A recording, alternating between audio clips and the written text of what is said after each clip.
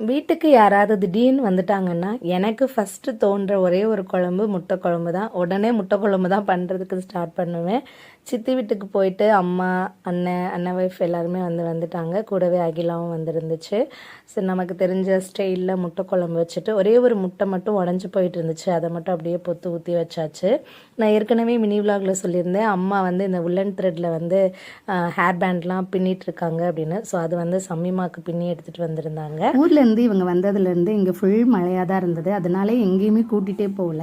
சரி, இன்னைக்கு கொஞ்சம் மழை இல்லாமல் இருந்தது. அதோட குளிர் மட்டும் கொஞ்சம் ஜாஸ்தியாக இருந்துச்சு. சரி, பரவாயில்ல, பக்கத்துலேயே தான் ஓரியன் மால் இருக்குது.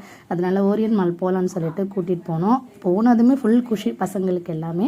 அதுவும் தாரிக்காலாம் அங்கே ஊரில் நல்ல ஃப்ரீயாக கிராமத்தில் சுற்றி திரிஞ்சிட்டு வந்தாள். இங்கே வீட்டுக்குள்ளேயே அடைச்சி வச்சுருக்கிறதுக்கு அதுக்கும் அவளுக்கு ஒரு மாதிரி இருந்திருக்கும் போல். வெளியில் கூட்டிகிட்டு போகவுமே நல்ல ஜாலியாக விளையாட ஆரம்பிச்சிட்டா.